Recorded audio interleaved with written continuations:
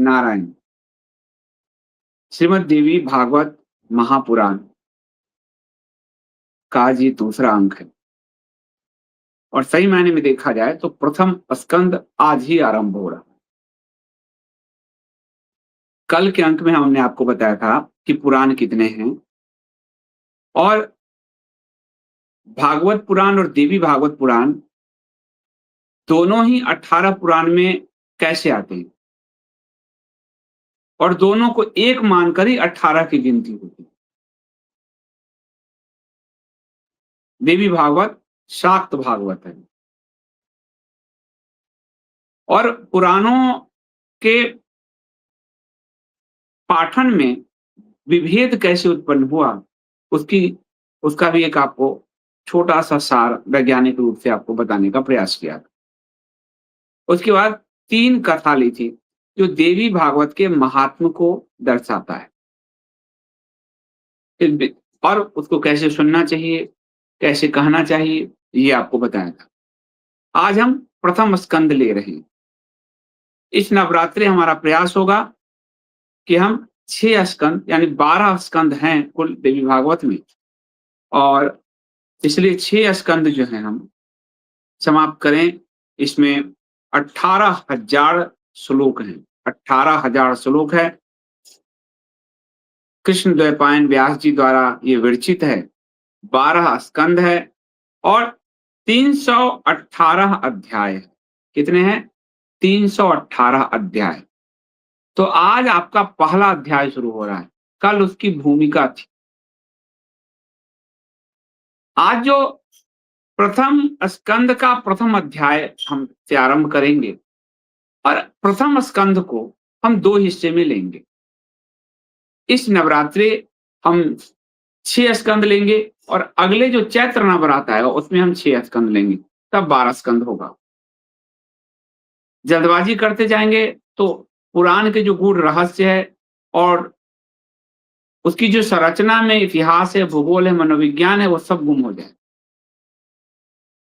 तो सबसे पहले तो देवी भागवत महापुराण 5वां पुराण है। 18 में 5वें नंबर पर है। यह शाक्त भागवत है और जो भागवत महापुराण है वो वैष्णव भागवत है। व्यास जी के जो शिष्य हैं लोमहर्षण और लोमहर्षण के जो पुत्र हैं उग्रश्रवा, उन दोनों के सुनाने में जो विभेद हुआ अलग अलग, एक ने पिता ने ब्रह्म को केंद्र में रखा लोमहर्षण जी ने और पुत्र ने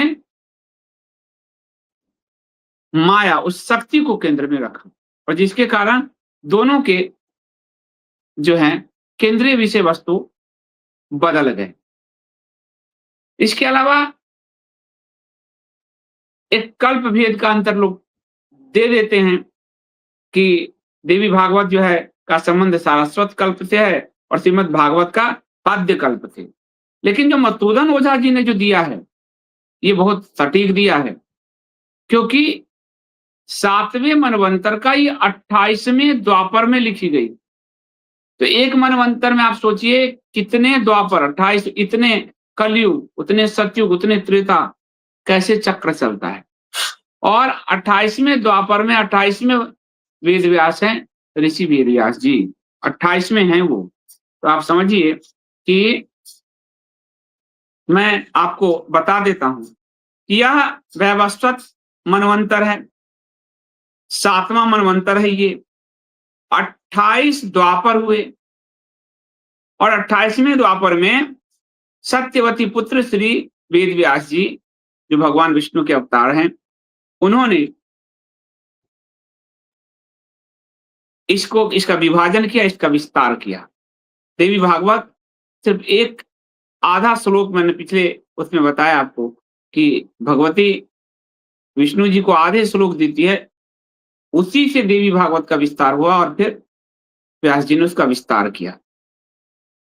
जो 29वां द्वापर आएगा इस मनवंतर, 7वें मनवंतर का जो 29वां द्वापर आएगा, अब यहाँ एक रहस्य खुलता है। उस 29वें द्वापर के व्यास कौन होंगे?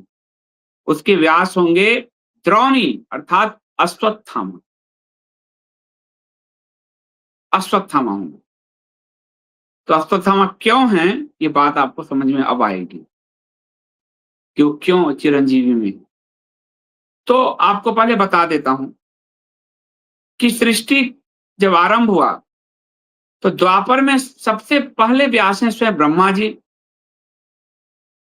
उन्होंने वेद का विभाजन किया, पुराण दिया, और मैंने कल आपको बताया है कि ब्रह्मा जी की स्मृति में वेद से पहले पुराण आए।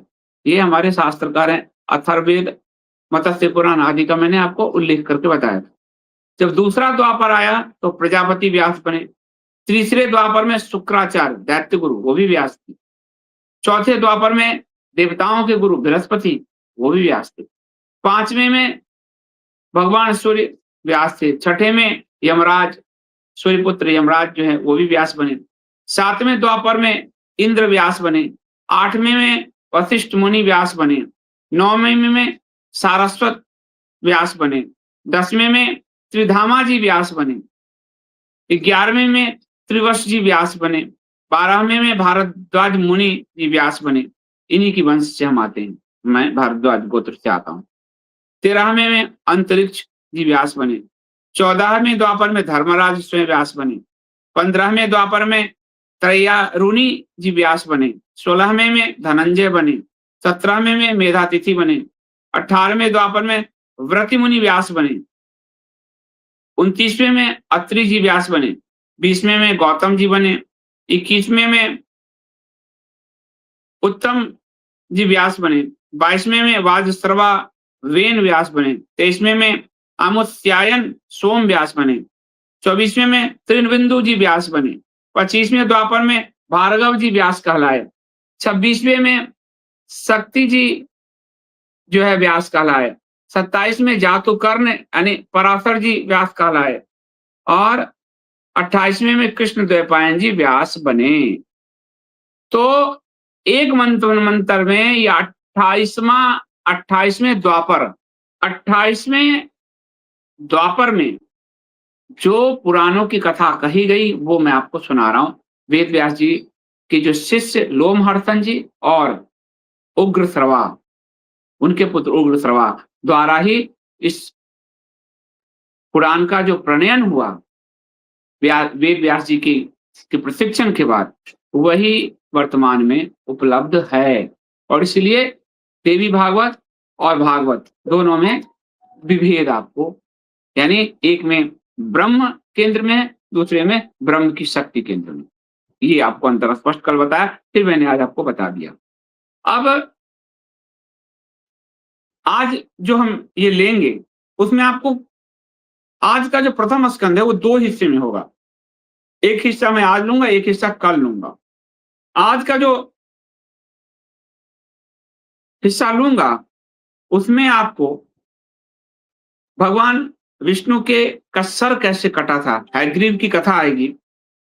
उसके बाद मधु कैटभ के संघर्ष की कथा आएगी। मधु कैटभ से जो भगवान 5000 साल लड़ाई लड़ते हैं, मधु कैटभ की कथा हमेशा आती है। वो कथा कहना क्या चाहती है उसको हम समझने का प्रयास करेंगे। इसका जो दूसरा भाग होगा कल, वो सुखदेव मुनि के, सुखदेव मुनि जी और जनक के बीच का जो संवाद है, थोड़ा शास्त्रार्थ मान लीजिए, वो है और वो बेहतरीन है। तो उसको मैंने इसमें नहीं शामिल किया है क्योंकि आपको फिर कंफ्यूजन हो जाएगा। तो अब सुत जी पहुंचे हैं नैमिषारण्य वन में। नैमिषारण्य वन में जो कुलपति हैं, ऋषियों के साथ सौनक मुनि जी, उनका पूरा एक धर्म पर एक कही आज के भाषा में धर्म संसद चल रहा है। सुत जी वहां पहुंचे हैं। सुत जी ये कथा कह रहे हैं। ये सुत जी हैं लोम हर्षण के पुत्र उग्र श्रवा। सुत भी कल आपको बताया था, सुत जो है वो 4 वर्ण से इतर है। सुत ब्राह्मणी माता और क्षत्रिय पिता की संतान है। ठीक है, तो उनको कथा कहने का ही कार्य दिया गया और रथ आदि बनाने का कार्य उनको दिया गया। तो यह जो भागवत देवी भागवत है वह सत असत रूप उस जगत की सृष्टि करके अपने त्रिगुणात्मिका शक्ति यानी सत रज तम शक्ति के द्वारा जो इस जगत का पालन कर रही है, जो इस जगत में लीला कर रही है, उसी माँ भगवती की ये कथा है, उसी शक्ति की ये कथा है। और ब्रह्मा विष्णु शिव सब में वही वही उपलब्ध है। उन्हीं की शक्ति से ये सारा जगत संचालित है। परब्रह्म परमात्मा और उसकी शक्ति, और फिर विश्व के व्यवस्था के लिए विष्णु जी के नाभि कमल से ब्रह्मा जी और ब्रह्मा के मुकुटी से रुद्र का जन्म ऐसे हुआ। किस लिए? जगत की व्यवस्था यानी सृजन, पालन और संहार के लिए। और ये किसकी इच्छा से हुई? उस परब्रह्म और उस शक्ति की इच्छा से हुई। ये उसी शक्ति की कथा है।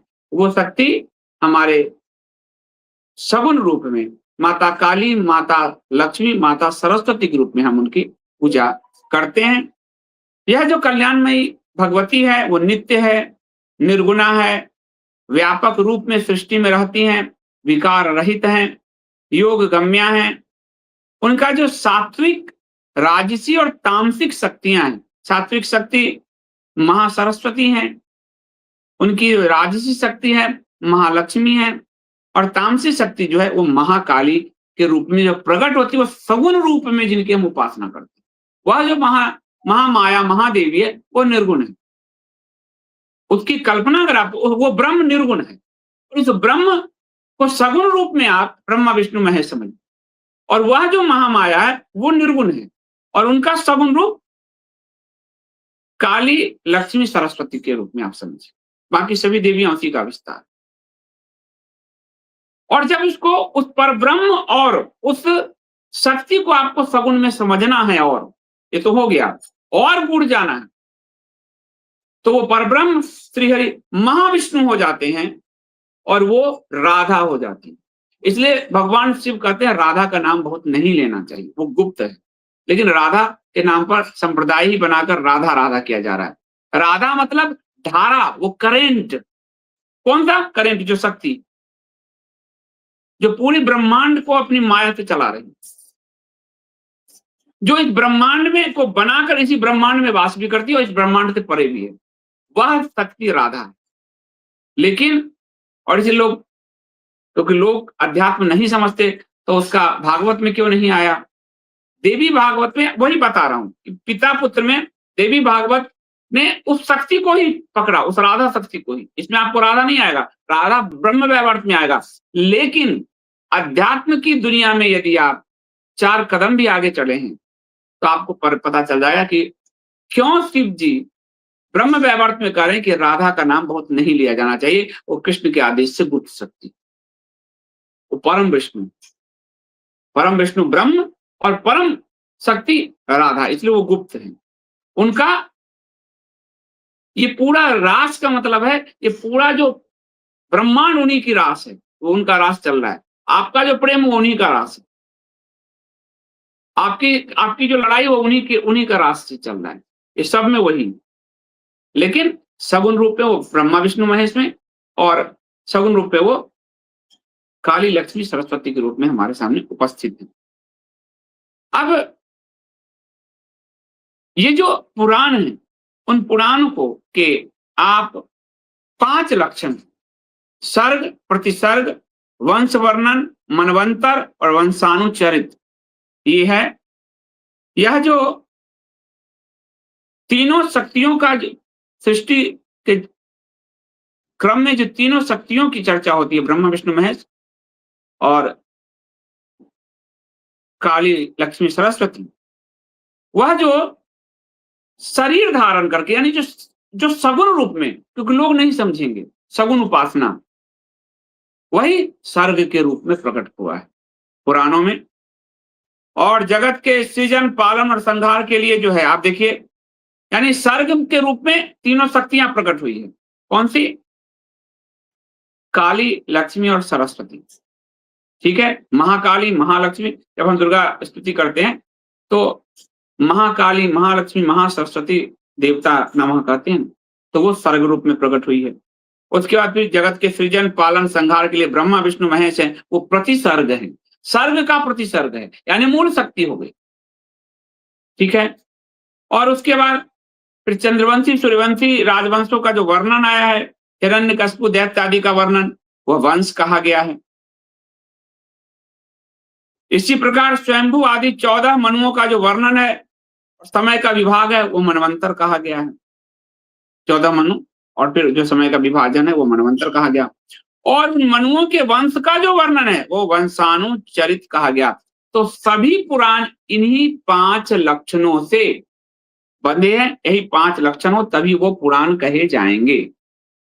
और इसके अलावा व्यास जी ने महाभारत लिखा, यह इतिहास है। महाभारत हम सबका इतिहास है, रामायण हम सबका इतिहास है। तो वो इतिहास है। तो नैमिषारण्य में ये लोग यज्ञ कर रहे हैं। सूत जी आए हैं कथा सुनने के लिए, आगे बढ़ते हैं। अब कथा में आपको कथा ये आता है कि ये कथा आपने कैसे सुनी सूत जी? तो वो कहते हैं कि कृष्णद्वैपायन व्यास अपने पुत्र सुखदेव जी को इसको पढ़ा रहे थे। और जब वो सुखदेव जी को ये भागवत पढ़ा रहे थे, तो मैंने भी उनके चरण में बैठकर इस भागवत को सुना, पढ़ा। सुखदेव जी अयोनिज हैं, वह माता के गर्भ से उत्पन्न नहीं हुए। तो ऋषि चौंक गए कि माता के गर्भ से उत्पन्न नहीं हुए, फिर भी वो व्यास पुत्र कैसे कहलाते हैं और अरणी पुत्र कैसे कहलाते हैं? अरणी का मतलब होता है यज्ञ की लकड़ी। सम्मी का एक पेड़ होता है जो यज्ञ में उसका प्रयोग होता है। सम्मी की लकड़ी होती है, हमारे घर में है, पिताजी मुझे लाए हुए हैं गांव से। तो सम्मी की लकड़ी, तो अरणी पुत्र कहे जाते हैं। सुख नाम कैसे पड़ा? और जब वो अयोनिज है, जब वो माता के गर्भ से उत्पन्न ही नहीं हुए हैं, तो फिर वो व्यास जी के पुत्र कैसे कहे जाते हैं?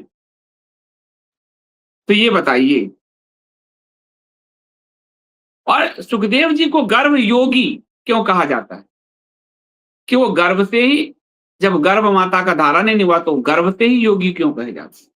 ये हे सुत जी हमें आप बताइए। तो सुत जी कहानी कहते हैं। अब कहानी में, पुराणों में आपको एक चीज आएगा।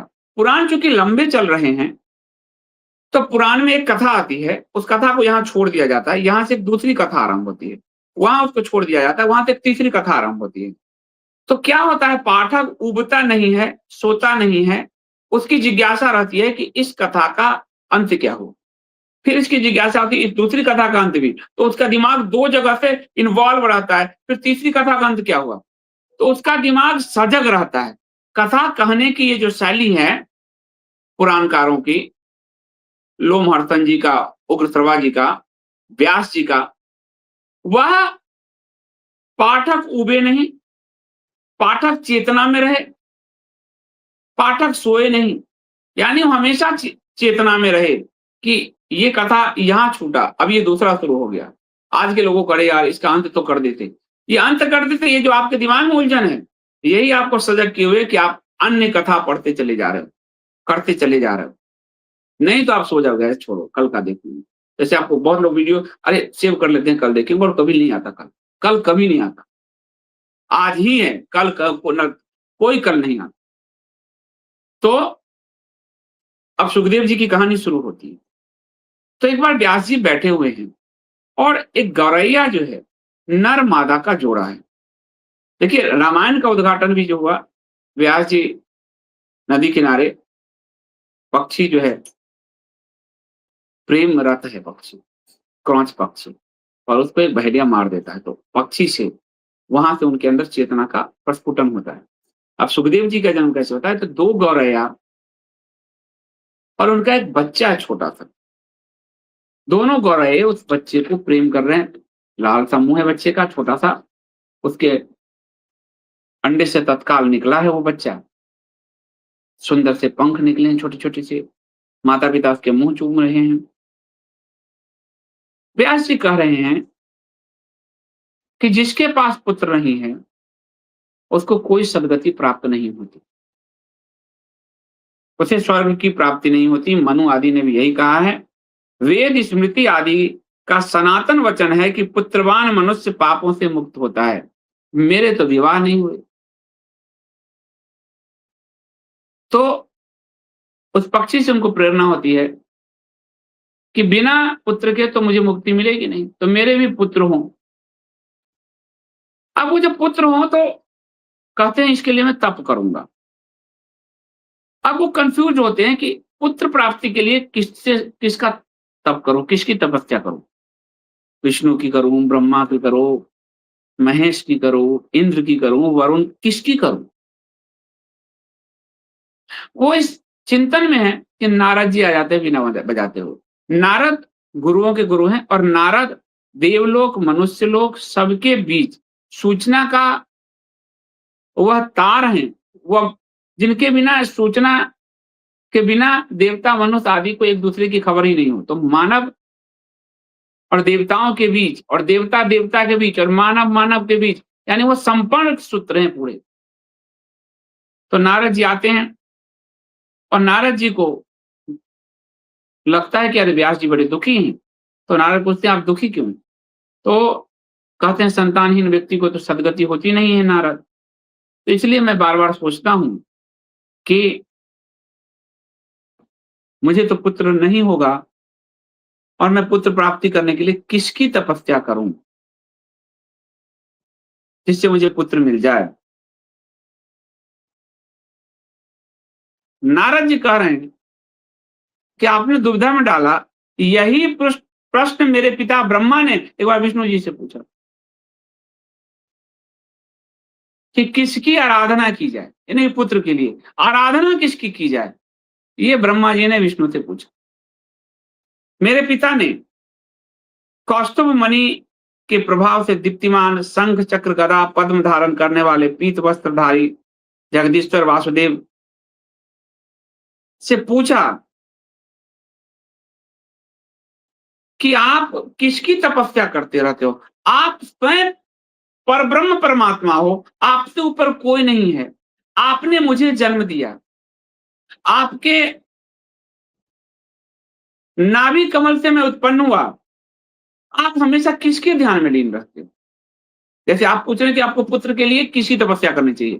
पर ब्रह्मा जी ने पूछा विष्णु जी से कि आप किसकी तपस्या करते हो हर समय? आप ही तो सारा ब्रह्मांड तो आप ही हो हे विष्णु।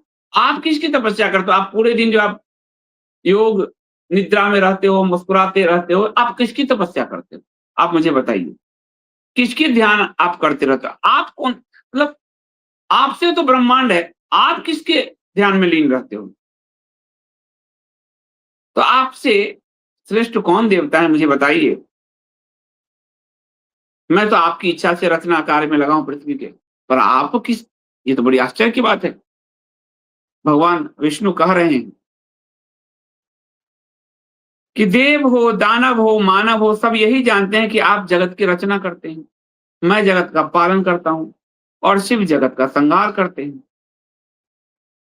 परंतु लोग ये नहीं जानते कि रचना की शक्ति, पालन की शक्ति, संहार की शक्ति, इन सब में शक्ति कॉमन। तो शक्ति के कारण ही आप रचनाकार हैं, उस शक्ति के कारण ही मैं पालनहार हूं, पालनहार हूं और उसी शक्ति के कारण शिव संहार करता है। यदि वो शक्ति ना हो हमारे अंदर, वो शक्ति ना हो तो आप कर पाओगे?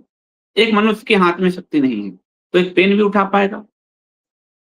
एक मनुष्य सोचिए वो निर्वीर्य है, उसके अंदर शक्ति नहीं है, वो पुत्र उत्पन्न कर पाएगा? शक्ति आपके ब्रेन की नहीं है, डेड हो गए हैं, ब्रेन डेड हैं। तो आप कोई निर्माण रच पाओगे, कोई आर्ट कर पाओगे, कुछ लिख पढ़ पाओगे? तो हर चीज़ में वो शक्ति काम कर रही है। पानी में वैसे पानी दिखता है, लेकिन उसी पानी से बिजली भी बनाया जाता है। तो देवी भागवत उस जो पानी यानी वो जो दिख रहा है विष्णु और ब्रह्मांड, उसके बीच वो जो शक्ति है, उसकी तलाश उसको आपको बताने का जो उपक्रम है व्यास जी ने कहा वो देवी भागवत है। तो पानी में करंट छुपा है ये तो नहीं पता आपको, लेकिन उसी पानी को रोक कर बांध बनाकर करंट पैदा किया जाता है। वह जो कोयला है वो काल आता है, मारिए पत्थर सब फट जाएगा, लेकिन उसमें शक्ति छिपी है किसकी? अग्नि की। और वो जो लकड़ी है, लकड़ी ऐसे तो नहीं जल रहा, और उसमें अग्नि की शक्ति छिपी। तो बिना शक्ति इस ब्रह्मांड में एक कण भी नहीं, वो निर्जीव हो या सजीव, सबके अंदर शक्ति छुपी।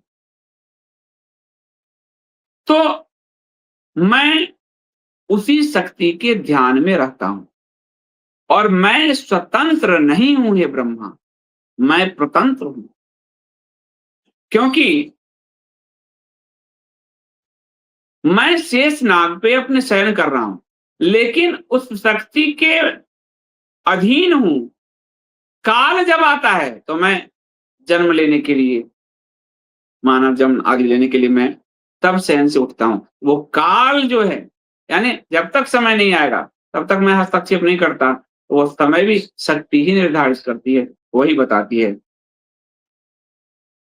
इसलिए उसी शक्ति का आश्रय लेकर मैं पालन करता हूं, आप सृजन करते हैं और मैं संहार करते हैं। तिर्यक योनि में जन्म लेना, आप देखिए मैं कितना परतंत्र हूं ब्रह्मा। तिर्यक योनि में जन्म लेना किसी को पसंद नहीं है, यानी पशु योनि में, कच्छप योनि में, नरसिंह अवतार में, वराह अवतार में, लेकिन मैं जन्म लेता हूं। क्यों? क्योंकि शक्ति ही प्रेरित करती है। मैं शक्ति की प्रेरणा से ही ये कार्य करता हूं, वरना तिर्यक योनि में कोई क्यों जन्म लेगा? उसी शक्ति की इच्छा से मैं इस ब्रह्मांड का परम पुरुष बनकर पूरे महासागर में, पूरे इस विश्व ब्रह्मांड के सागर में विचरण कर रहा हूं। वरना लक्ष्मी के साथ रहते हुए कौन वामन, वराह, कच्छप योनि जन्म लेते हुए भागेगा? लेकिन मैं लेता हूं क्योंकि वह शक्ति ही मुझे प्रेरित करती है, और उस शक्ति के कारण ही मैं देवताओं मनुष्यों के लिए महासंग्राम ठानता हूं। तो मैं ध्यान उस शक्ति का करता हूं। और आपको ध्यान नहीं पूर्व काल में, हे ब्रह्मा, कि कैसे पूर्व काल में मेरा सिर कट गया था? वो शक्ति के प्रभाव से ही तो मेरा सिर कटा था, और आप सबने मिलकर मेरा सिर जोड़ा था। इसलिए मैं भी शक्ति के अधीन हूं। अब ये जो सुत जी कह रहे हैं, अब कहानी हुआ, कहानी शुरू हुआ सुख के जन्म से। सुखदेव जी के जन्म के लिए वो तपस्या करने जा रहे हैं, तो किसकी करें? यहाँ से नारद जी की आ गई, यहाँ से शक्ति की व्याख्या आई। अब अगली कथा आ जाती है कि ऋषि कह रहे हैं नारायण का सर कट गया। वह नारायण जो वेद भी जिस विष्णु का स्तवन करते हैं, वेद का अस्तित्व विष्णु के कारण है, स्वयं वेद उसका स्तवन करते हैं। समस्त देवता जिनका आश्रय लेते हैं, जो आदि देव हैं, जो जगत के स्वामी जगदीश्वर हैं, जो सभी कारणों के कारण है, उनका मस्तक कैसे कट गया? ये तो विश्वास नहीं होता सुत जी। तो सुत जी कह रहे हैं कि ये पूर्व समय की बात है। आदि पुरुष विष्णु लगातार 10,000 साल तक युद्ध करते रहे और वो थक गए। और जब वो थक गए, युद्ध समाप्त होगा, थकान के बाद वो समतल भूमि पर बैठे, पद्मासन स्थान लगाकर बैठे, और अपना सर को टिकाए रखने के लिए धनुष में प्रत्यंचा कसा ही हुआ था, उस पर वो टिकाकर सर सो गए। अपने ऐसे नहीं होता जिसे ऐसे लाठी पे, तो अपने गर्दन को टिकाकर ऐसे वो धनुष पर सो गए, और उनको गहरी नींद आ गई दैव योग से। विष्णु का एक नाम पुराण पुरुष है, यज्ञ पुरुष है। यज्ञ में अग्नि जो ले जाती है, वो विष्णु उसको जो ग्रहण करते हैं, उसी से सभी देवताओं का पेट भरता है। तो यज्ञ पुरुष विष्णु है। तो अब एक दिन महेश्वर, ब्रह्मा, इंद्र सबकी इच्छा हुई यज्ञ करने की। अब बिना यज्ञ पुरुष के तो यज्ञ होगा नहीं। तो वो लोग गए बैकुंठ, बैकुंठ देखा खाली। बैकुंठ को जब देखा खाली, तो वो लोग गए पता लगाते-लगाते, तो देखा कि वो पद्मासन लगाकर किसी ज़मीन पर चुपचाप अपने धनुष पे टिकाए सो रहे हैं। अब सबने कहा निद्रा से किसी को जगाना उचित नहीं होता है। तो सबने कहा कि इनको निद्रा से जगाओ। स इंद्र आदि ने कहा कि भई निद्रा से कैसे जगाएँ, बड़ी मुश्किल है। तो ब्रह्मा जी ने कहा एक उपाय करते हैं। उन्होंने कोई रचयिता उन्होंने कीड़े की रचना की, दीमक की रचना और उसको कहा कि एक काम करो, ज़मीन की तरफ से धनुष की डोर काट दो। धनुष की डोर कट जाएगी, तो धनुष से झुकेगा और झुकेगा तो विष्णु जी की नींद टूट जाएगी। हमें नींद उनकी नींद को तोड़ने का पाप भी नहीं लगेगा और उनकी नींद भी टूट जाएगी तो फिर यज्ञ आदि हो पाएगा। उसने कहा कि मैं क्यों करूँगा? कीड़े ने कहा, मेरा क्या स्वार्थ? बिना स्वार्थ के तो समस्त लोक में कोई भी कार्य पाप कार्य में प्रवृत्त नहीं होता। जितने नेता होता हैं, स्वार्थवश ही तो पाप कार्य में लिप्त हैं। तो बिना स्वार्थ के कोई क्यों ये पाप करने में जा रहा हूँ बस विष्णु जी का नींद तोड़कर, मेरा क्या स्वार्थ? तो कीड़ा को कहा ब्रह्मा जी ने कि जब यज्ञ होगा, वो जो उच्छिष्ट पदार्थ होगा आस-पास जो गिरेगा, उस पे अब तुम्हारा अधिकार है। अब जल्दी-जल्दी काट दो।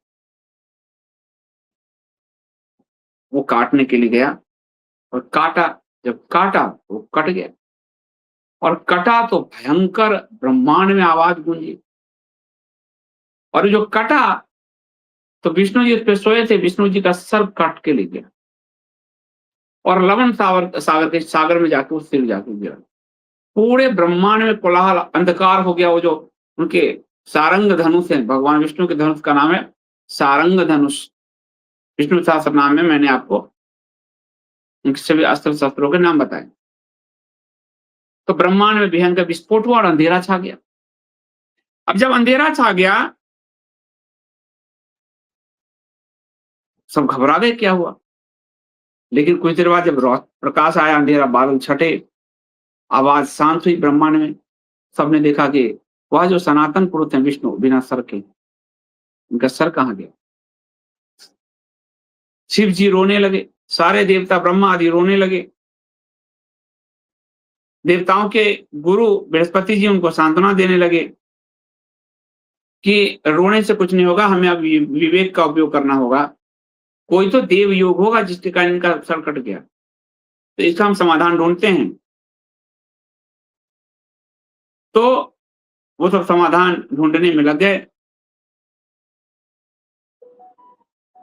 और उन्होंने कहा बृहस्पति जी ने, काल द्वारा ही शुभाशुभ कर्मों का फल निर्धारित होता है और उसे भोगना ही पड़ता है, चाहे वो ब्रह्मा हो विष्णु हो शिव हो।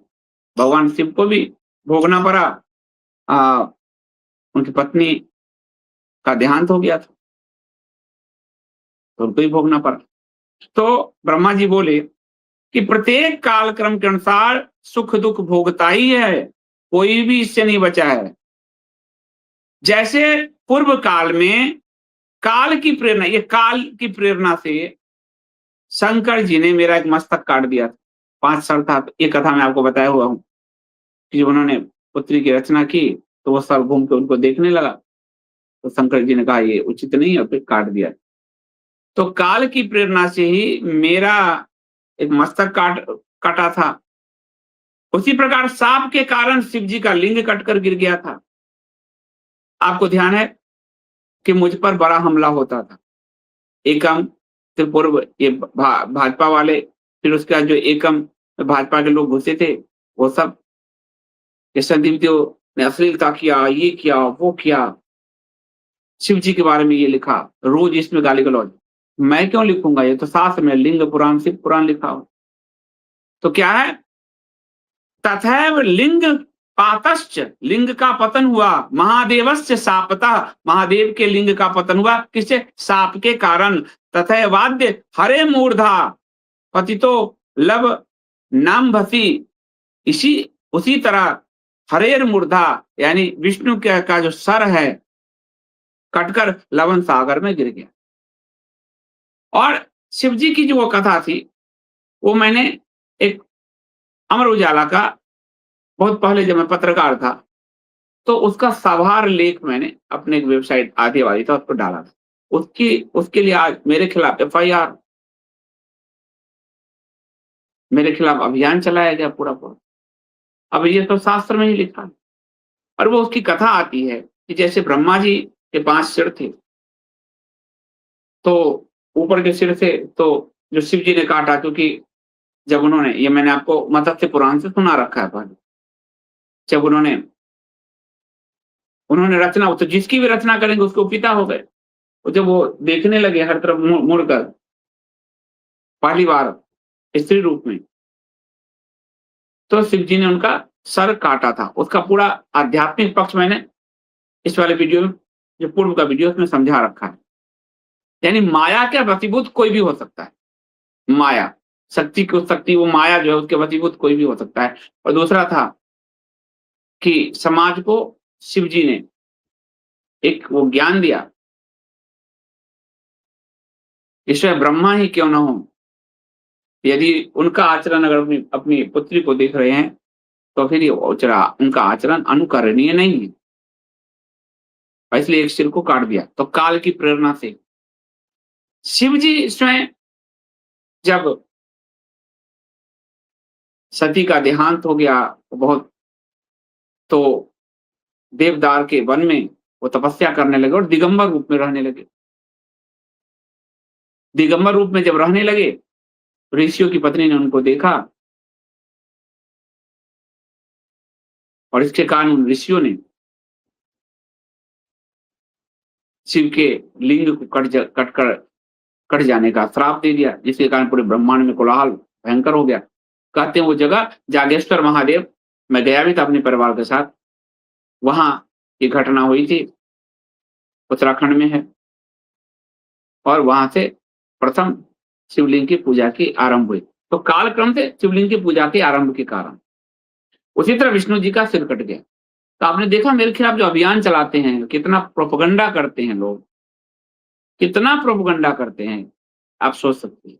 जो मैं शास्त्र थे, अब तो क्या कहा, तथैव लिंग पातश्च। तो जैसे शिव जी का, जैसे मेरा सर कटा, जैसे शिव जी का जो है लिंग सांप के कान कट कर गिर गया, वैसे ही विष्णु का सर भी कट गया है, दैव योग से ही। दैव योग के आगे किसी की नहीं चलती, देवता की भी नहीं चलती, साफ साफ जो है।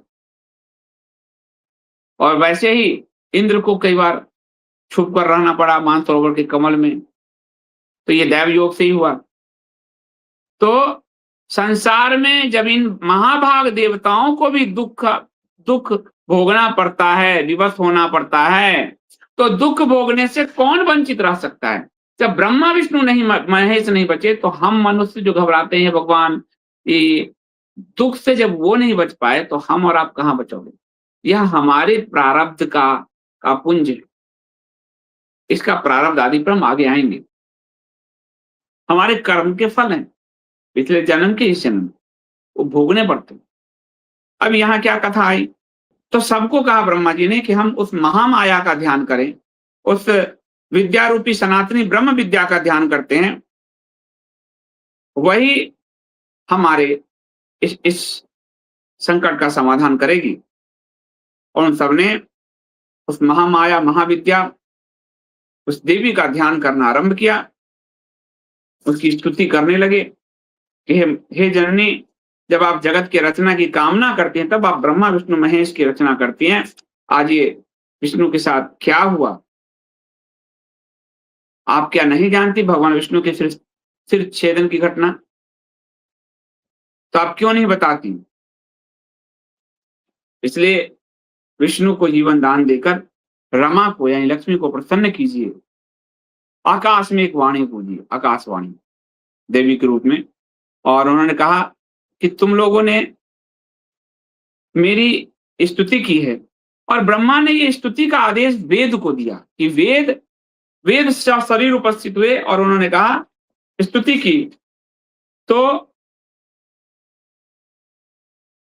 वेदों को आदेश दिया गया तो इसलिए यह जो देवी की स्तुति है, लंबी स्तुति है, वह वेद भाव देवी ने कहा कि वेदों के भावपूर्ण स्तवन से मैं प्रसन्न हुई और यह जो है वेदों द्वारा उच्चारित किया गया है, इसलिए यह स्तुति वेदों के समान है। तीन त्रिकाल, तीनों समय यदि कोई इससे मेरा ध्यान करे, पाठ करे, तो मैं उसकी सभी कामना पूर्ण करूंगी। और फिर वो देवी ने कहा, आकाश से जो वाणी आई कि विष्णु के सिरछेदन के पीछे की एक वजह है।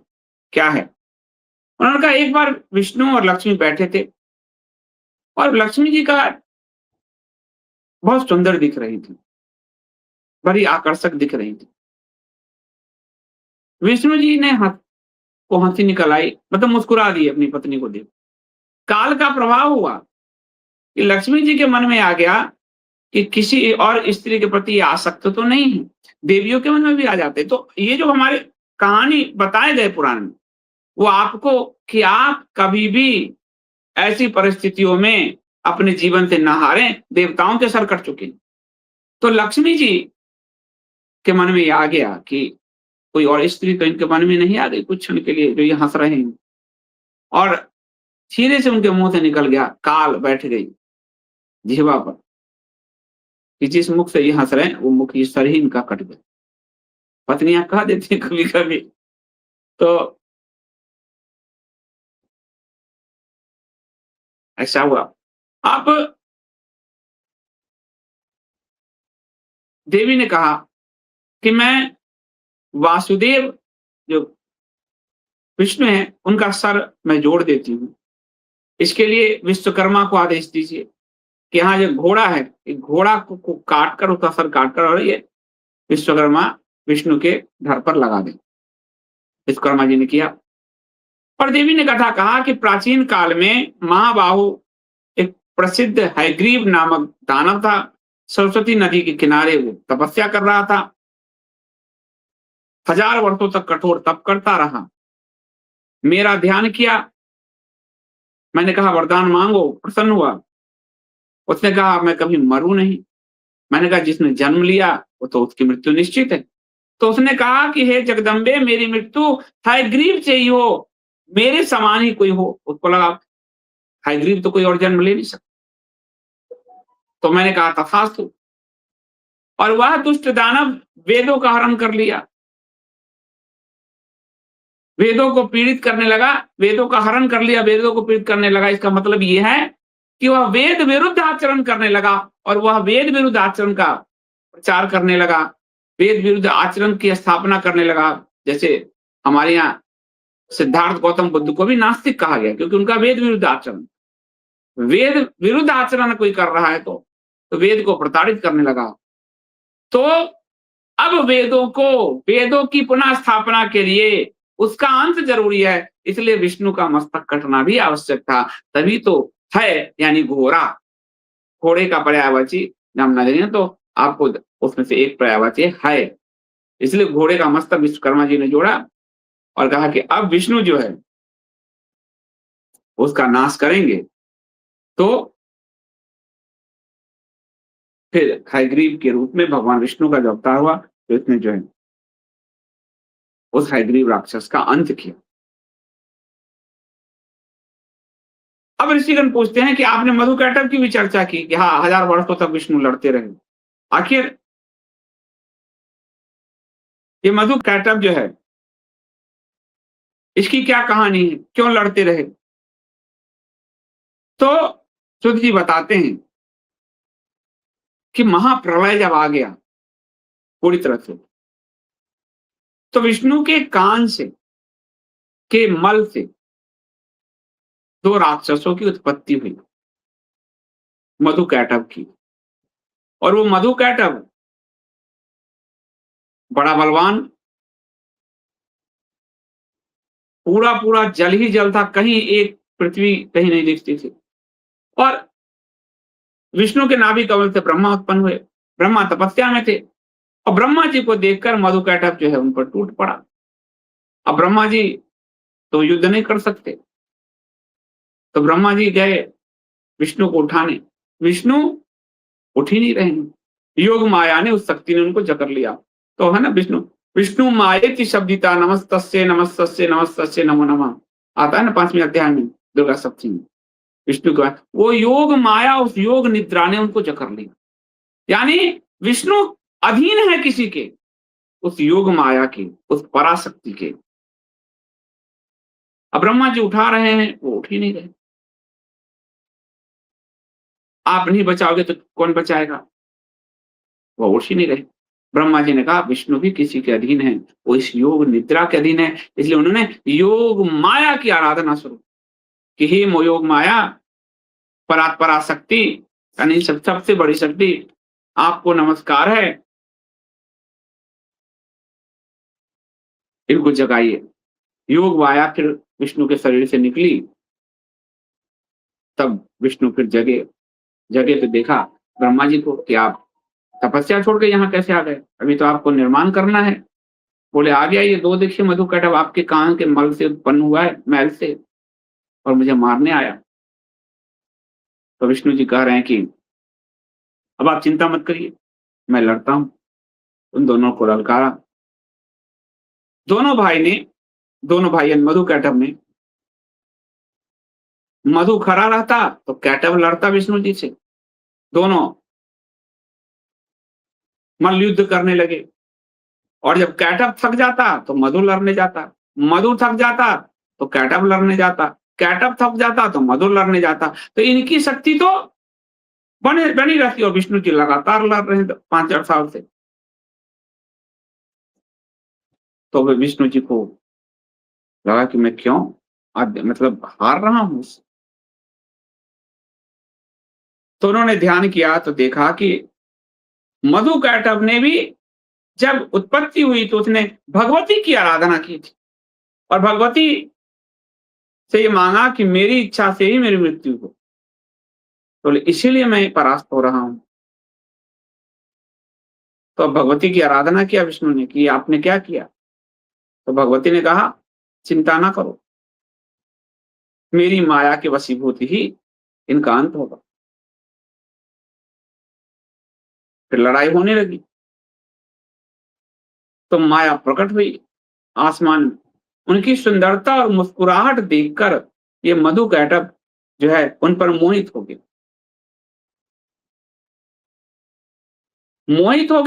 तो विष्णु जी ने देख लिया, तो विष्णु जी ने उनको ललकारा, अरे तुम दोनों से मैं प्रसन्न हो गया, चलो वरदान मांगो तुम दोनों, मैं तुम दोनों से प्रसन्न हूं, बड़ा जबरदस्त युद्ध किया तुमने, आज मुझे भी थकाया। अब स्त्री के समक्ष पुरुष अपने आप को उच्च रखना चाहता है। आप देखते होंगे दिल्ली आदि में, अगर गर्लफ्रेंड पीछे बैठी है बाइक पे, तो बाइक बड़ा जूम की तरह चलती है। अपनी पत्नी स्त्री के समक्ष कोई भी अपना सर नीचा नहीं दिखाना था। स्त्री के समक्ष तो वो शेर ही बन के घूमता है। तो मधुकैटभ ने कहा कि अब वो माया मुस्कुरा रही है, मुस्कुरा कि स्त्री के समक्ष तो मेरा अपमान हो जाएगा। बोले अरे मैंने तुमसे कब वरदान मांगा विष्णु, चलो मैं तुम्हें वरदान देता हूँ, मांगो क्या चाहिए। तो विष्णु जी ने कहा तुम अपनी इच्छा से, तुमने कहा कि वरदान है तुम्हें कि मरोगे, मेरे हाथों मरो, तो मुझे करो ना कि वरदान मांगो, तो मेरी वरदान तुम मेरे हाथों मरो। अब ये तो फंस गया। तो उसने चारों तरफ जल ही जल देखा, तो उसने कहा जहां कहीं जल न हो वहां मैं मरूं। तो विष्णु जी ने कहा ऐसा ही होगा। विष्णु जी ने अपनी जंघा का विस्तार करना शुरू किया, वो अपने आकार बढ़ाने लगा। विष्णु जी ने सुदर्शन को आदेश दिया, और दोनों राक्षस को कहा मेरे जंघा पर लेट जाओ। अब वो वचन दे चुका था, सत्युग उस समय प्रकृति शुरू हो रही है, तो वो वचन दे चुका, वो आज की तरह तो नहीं पलटेगा। रोज यहाँ संसद में झूठ, रामलीला जो है आपको लाल किला पर झूठ, हर समय झूठ बोलने वाला वो युग तो था नहीं। तो अपना सर जो है विष्णु जी की जंघा पर रख दिया, विष्णु जी ने सब काट दिया दोनों। तो काट जो दिया तो उसका जो मेद था, चर्बी, वो पूरा सागर भर गया, और वही पृथ्वी का रूप लिया। इसलिए पृथ्वी का एक नाम है मेदिनी, और विष्णु का नाम है मेदिनीपति, क्योंकि उन्होंने पृथ्वी की उत्पत्ति उस मेद से की। अब इस कथा का सार ये होता है, पहला कि बिना संघर्ष विकास नहीं होता। जब पूरा जल प्रलय है, अब निर्माण की प्रक्रिया आरंभ होनी है। ब्रह्मा जी की उत्पत्ति हो गई है, वो निर्माण की प्रक्रिया करेंगे। निर्माण की प्रक्रिया आरंभ होनी है, तो निर्माण के लिए, विकास के लिए शक्ति लगती है।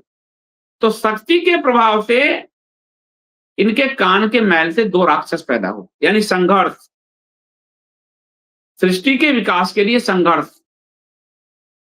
तो राक्षस के अंदर की शक्ति, संघर्ष पैदा हुआ, और संघर्ष तामसी और सात्विक शक्ति के बीच में है, तो तामसी शक्ति हारेगी। और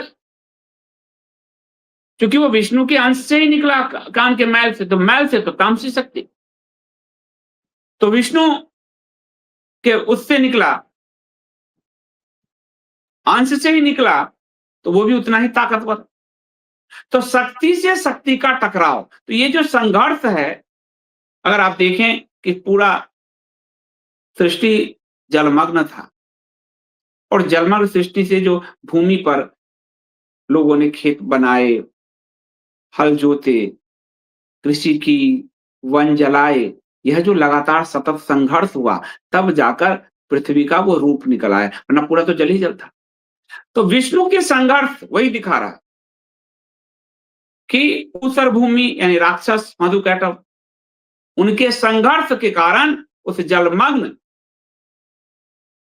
ब्रह्मांड में उस पृथ्वी का उदय हुआ, यानी उसके मेद से जो पृथ्वी का उदय है। उसी तरह जैसे आप उसके बाद के मनुष्य जंगलों से घिरे हुए, पानी से घिरे हुए इस पृथ्वी पर उन्होंने अपने लिए निवास स्थान बनाया, खेती आदि की।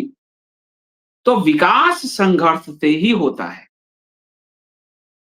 संघर्ष की शुरुआत मधुकैटभ से आरंभ होती है ब्रह्मांड की, विष्णु जी के साथ, यानी वहां से ब्रह्मांड के विकास की यात्रा होती है।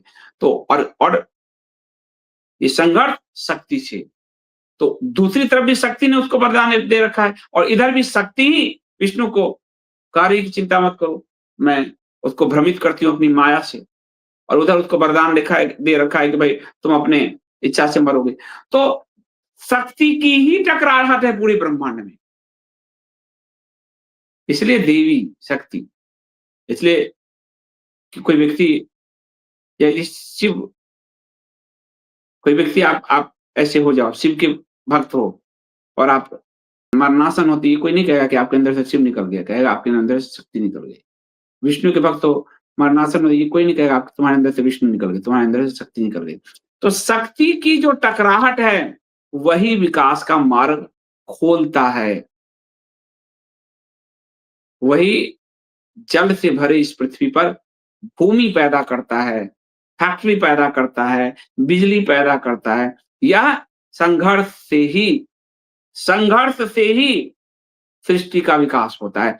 मधुकैटभ और विष्णु जी की लड़ाई, ब्रह्मांड के विकास का जो प्रथम चरण है, वो संघर्ष से उठता है, वो संघर्ष की कहानी है। और उसी से फिर पृथ्वी का, उसी से मेदिनीपति कहा गया विष्णु को। पृथ्वी यानी उस जलमग्न क्षेत्र से पृथ्वी निकली, जहां लोग बसने शुरू हुए।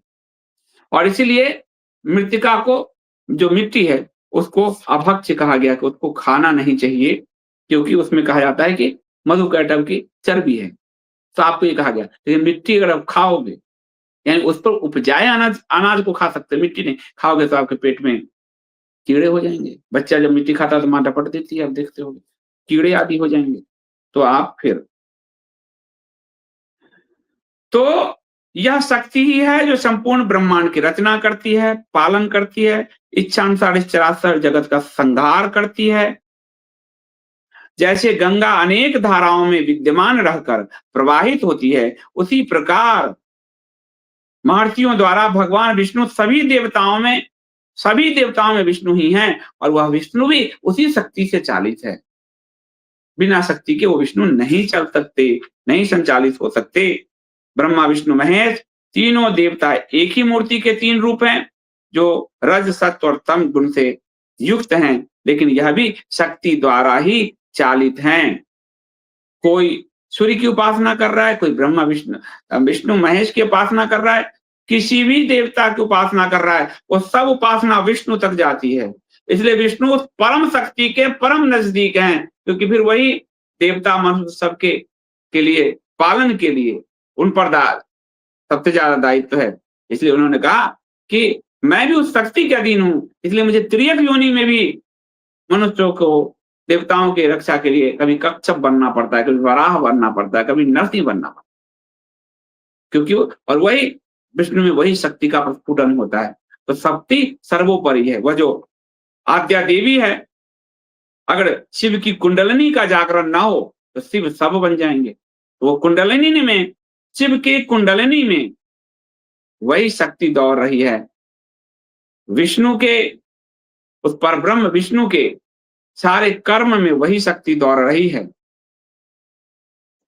और ब्रह्मा से लेकर एक तिनका तक, एक पत्थर तक में वही शक्ति काम करती है। ब्रह्मांड की रचना, पालन और संहार वही शक्ति करती है। मनीषी पुरुषों ने शक्ति को सगुण भी बताया और निर्गुणा भी। सगुणा शक्ति की उपासना आसक्त जनों को, जो भी आसक्त हैं, यानी जो भी सकाम भाव से आप पूजा करना चाहते हैं, तो काली माता, काली, सरस्वती, लक्ष्मी के रूप में आप उनकी उपासना करें। और जो निर्गुण शक्ति की उपासना करना चाहते हैं, वो अपनी कुंडलिनी जागरण के द्वारा, दोनों रूप में शक्ति की उपासना, हर रूप में शक्ति ही जो है महत्वपूर्ण है। इसलिए कलयुग काल में बहुत सारे अवैधिक कर्म होंगे, भेदमूलक धर्म, कितने भेदमूलक धर्म उत्पन्न हो जाएंगे भेद के कारण। ये जितने पंथ आप देख रहे हो, अब्राह्मिक, तम्राह्मिक, ये जितने, ये सब भेदमूलक जो है, किसी भी और युग में ये नहीं होते जिस इस युग में होते हैं, या वैदिक जो है। इसलिए इन सबको, यदि ये जो भेदमूलक धर्म आदि है, वो सब एक माया है, ये उसी शक्ति के प्रभाव को, ताकि संघर्ष चलता है। इसलिए धर्म, अर्थ, काम और मोक्ष, ये चारों में वही शक्ति है। सदा माया से घिरे हुए अज्ञानी लोग उस महाशक्ति को नहीं जान पाते, इसीलिए वो अलग अलग पंथों का सहारा लेते हैं। कोई अब्राह्मिक बन जाता है, कोई सकमग बन जाता है, कोई पंचमक्कार बन जाता है। ये जो अलग अलग पंथ आप देखते हो कि अज्ञानियों ने द्वारा ही ये नए नए पंथ चलाए गए, और ये कलयुग में भी ही होते हैं, और किसी युग में नहीं होते।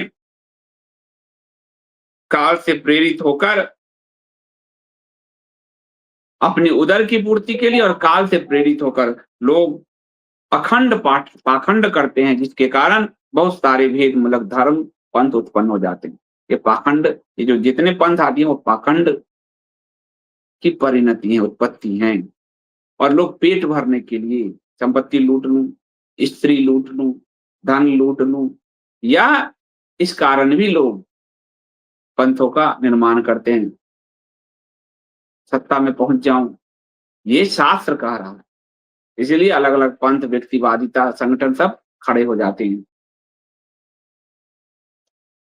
इसलिए विष्णु जी कहते हैं कि मैं उसी परमात्मिका देवी का नित्य ध्यान करता हूं। सनातन वही हैं, उनका ध्यान करता हूं। और इसलिए सूत जी कहते हैं कि यह गुप्त रहस्य मैंने कृष्णद्वैपायन व्यास जी से सुना, उन्होंने नारद जी से सुना, नारद जी ने अपने पिता ब्रह्मा से सुना, और ब्रह्मा ने विष्णु से सुना। तो कहानी जुड़ गई आपको। ये जो पुराण के एक छोड़ दो छोड़, सुखदेव जी के जन्म के आगे की विस्तार की कहानी अगले एपिसोड में होगा। इसलिए शक्ति की जो उपासना करता है, वह कभी भी किसी भी तरीके से उसकी उपासना निष्फल नहीं जाती। इसलिए साल में 2 बार शक्ति की परम उपासना का कोई भी और त्योहार नहीं आता। साल में 2 बार 9 दिन तक, 9 दिन का मतलब है, अगर आप सही से ध्यान की साधना करो तो 9 दिन में आपकी कुंडली जागृत हो जाएगी, आपके अंदर की शक्ति जागृत हो जाएगी। और 9 दिन आप शुद्ध मन से नवरात्रि में शक्ति की उपासना करो, तो पूरे साल आप कार्य कर सको। आपके अंदर इतनी ऊर्जा, यानी उस शक्ति का संचय हो जाएगा। या जो हमने ऊर्जा कहा, क्या कहा साइंस ने, ऊर्जा कभी नष्ट नहीं होती। यदि आप देखिए आप कि बहुत गर्म जल है एक गिलास में और नीचे आप पतीला रख दें ठंडे पानी वाला और उस गिलास को उसमें रख दें, तो आपका जो गिलास का पानी है, वो ठंडा हो जाएगा और उसकी गर्मी चली जाएगी पतीले के पानी में। ऊर्जा हमेशा ट्रांसफरेबल होती है, वो नष्ट नहीं होती। क्योंकि हर कण में वो ऊर्जा है, हर कण में वो शक्ति है, इसलिए शक्ति सर्वोपरि है, देवी सर्वोपरि है। उसका जो सगुण रूप है, वह रूप हमारे लिए माता काली, माता लक्ष्मी, माता सरस्वती के रूप में है और उस ब्रह्म का जो सगुण रूप है, हमारे लिए ब्रह्मा, विष्णु, महेश के रूप में है। वह ब्रह्म भी निराकार है, वो शक्ति भी निराकार है, लेकिन देवताओं को, मनुष्यों को कैसे समझ आए, इसलिए उन्होंने अपने सगुण रूप को प्रकट किया। ये जो है आपको आज का ये कथा हुई आपको शक्ति का। तो आज इतना ही कि शक्ति क्या है, उसके स्वरूप को हम समझते हैं और अपने अंदर उस परम शक्ति को जागृत करने के लिए ये 9 दिन हम साधना, ध्यान, स्वाध्याय में लगाएँ, तो हमारे अंदर भी वो शक्ति जागृत हो जाए। यह जो देवी भागवत पुराण की कथा है, यह कथा आप सबके आग्रह पर हुआ है और इस कथा से जो भी आप प्रायोजित करेंगे, पैसे आएँगे, वो 16 नवंबर को जो कुरुक्षेत्र धर्मोत्सव 2025 होने जा रहा है, उसमें वह धन लगेगा। इसलिए इसको ज़रूर प्रायोजित करें, इसको डोनेट करें। आपको कुरुक्षेत्र गुरुकुलम फाउंडेशन केजीएफ का आपको इस पर हमने क्यूआर कोड लगा रखा है, ज़रूर दान करें क्योंकि सनातन धर्मियों के लिए उनको सम्मान देने के लिए अभी तक विश्व में एक भी संस्था नहीं है। पहली संस्था आई है जो अमेरिका से लेकर भारत तक के सनातन धर्मी वहाँ प्लेटफ़ॉर्म पे आ रहे हैं और उनको हम सम्मानित कराने जा रहे हैं। सनातन धर्म के सबसे बड़े सम्राट शंकराचार्य जी के द्वारा, साथ ही तीर्थों के संरक्षण के लिए हम उस पर वहाँ उसमें विमर्श करने जा रहे हैं। भगवान श्री कृष्ण से लेकर और चाणक्य तक के नाम पर पुरस्कार है। देवताओं कृष्ण, राम, शिव, पंच देवताओं के नाम पर पुरस्कार कहीं नहीं है। यदि हम अपने देवताओं के नाम पर सम्मान की घोषणा करते हैं, तो हमको हमारी अगली पीढ़ी प्रेरित होती है वैसा ही काम करने के लिए और केजीएफ इसी के लिए काम कर रहा है। तो आप सब ज़रूर इसमें डोनेट कीजिए। आपके डिस्क्रिप्शन में लिंक है, आप उसमें जाकर अपने आप को नॉमिनेट भी कर सकते हैं पुरस्कार के लिए। किसी जानने वाले को भी नॉमिनेट कर सकते हैं और अपने आने के लिए सीट भी उस पे बुक रिज़र्व करा सकते हैं, 250 सीट ही है और डोनेट भी करिए और लोगों से प्रायोजित भी कराइए। आपके जो पोस्टर, बैनर, वीडियोज़ होगा सब पर प्रायोजक के फ़ोटोग्राफ्स होंगे, आपके प्रोडक्ट का फ़ोटोग्राफ होगा। साथ नहीं आएँगे तो सनातन धर्म के लिए कोई भी बड़े आयोजन, बड़ा काम उन सबको एक साथ लाने का जो कार्य है वो नहीं कर पाएगा। तो आइए हम साथ हैं। कल आपको प्रथम स्कंद से ही बुद्ध के जन्म की कथा और सुखदेव जी के जन्म की कथा के साथ-साथ सुखदेव और जनक के बीच का जो संवाद है, जो वेद को समझने में आपकी मदद करेगा, उस पर हम अगले अंक में जो है पुराण से वो सब कुछ को लेंगे। अभी के लिए इतना ही। आप सबकी रात्रि शुभ हो। आपको ये देवी भागवत पुराण की कथा कैसी लग रही है, कमेंट में ज़रूर लिखिएगा। आप यदि कमेंट करेंगे, तो हमें हमारी टीम को भी उत्साह मिलेगा, इसको आगे करना है। नहीं करेंगे, तो लगेगा कि किसी को कोई इंटरेस्ट ही नहीं है, तो फिर इतनी एनर्जी क्यों खराब की जाए। तो आपका बहुत-बहुत धन्यवाद। मिलते हैं अगले एपिसोड में, तब तक के लिए मुझे आज्ञा दीजिए। आप सबको बहुत-बहुत धन्यवाद। आप सबके अंदर बैठे उस परम शक्ति देवी को नमस्कार करते हुए, जय श्री राम।